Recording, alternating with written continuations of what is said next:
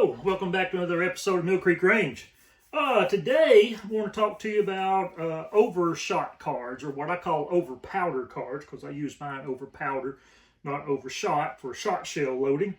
I load black powder cartridges, primarily 45 Colt and 44 WCF, or more commonly called 4440.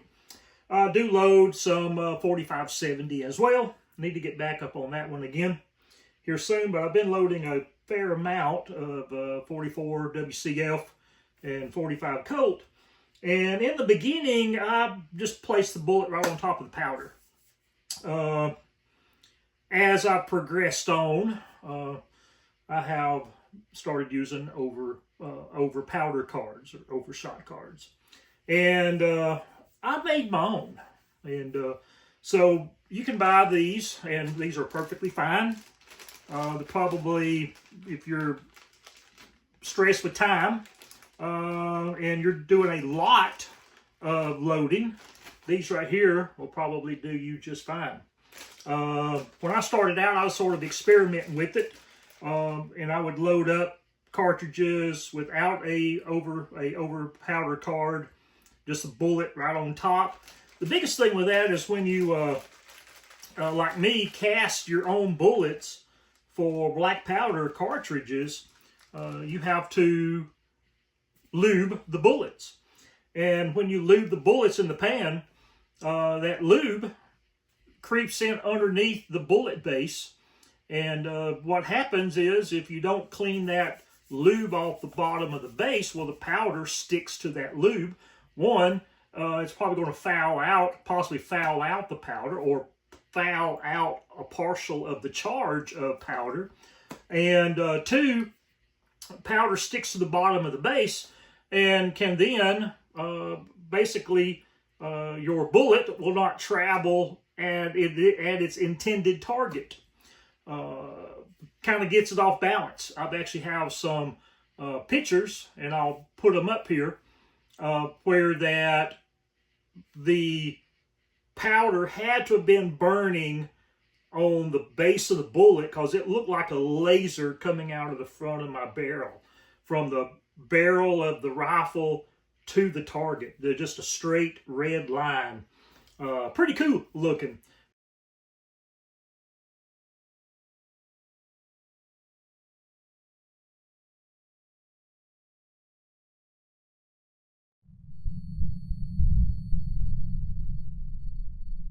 But that kind of told me, hey, you probably got powder burning on the base of that bullet, giving you that streak. And that could be some of your problems with point of aim. So I started experimenting, and so I'm going to show you my process that I use when I need to cut out some over powder cards. What did I do, or how I started off doing it. Pretty simple process, and I've got some made up here out of some blue poster board. And yeah, so let's get on to the video.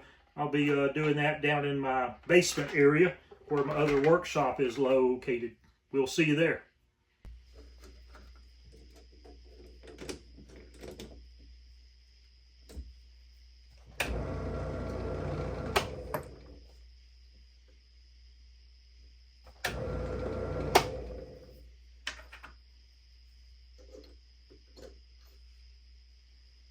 Okay, so got my case chucked up inside of the drill press here, and if I want to sharpen it up, make sure it's good and sharp.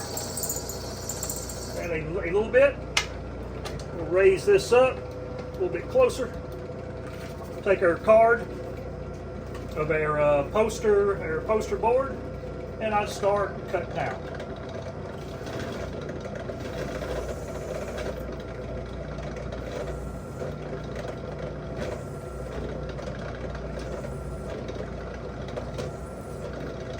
I just bring it along, try to get as much use of the paper as possible.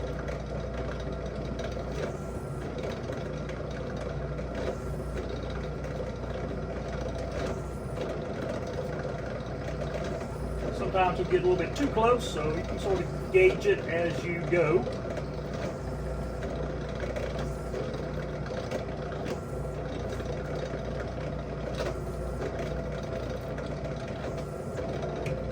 Just like so. Sometimes you'll get lucky and you'll leave one behind, or two. This one here sort of messed up on the first one, but it's usable. And we'll use them. So I tend to try to do about maybe a dozen, maybe up to about 20. If you pack the case fully tight, you're going to have a hard time getting that paper pushed out of that case. So what I got to do is I got to remove the case. You'll see it's full of the paper. See, here's the back side of the primer pocket drilled out.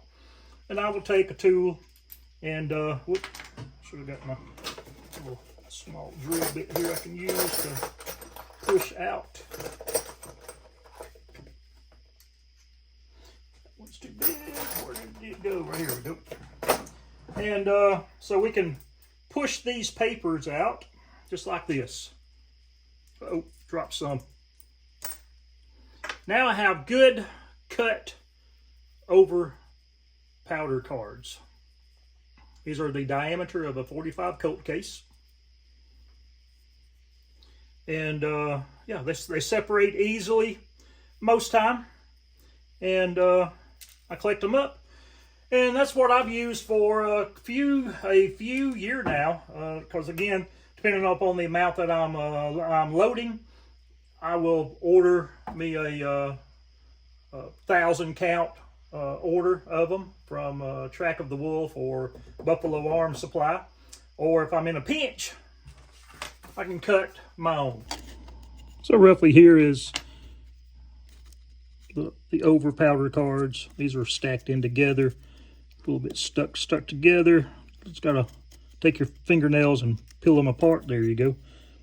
So there's how thick they are. I put a mic on them at one time. I don't have one down here right offhand, but it's just just a couple of thousandths thinner than what the overshot cards is from Track of the Wolf.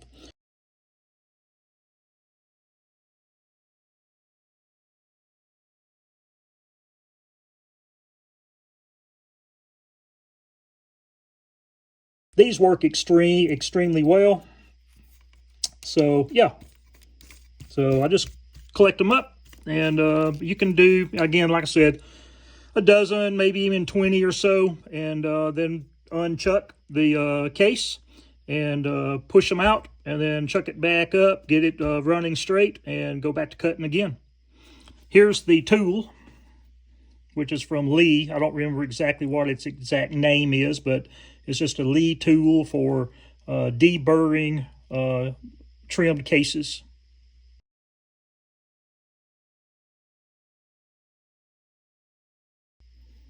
Use it on inside and then also outside edge as well.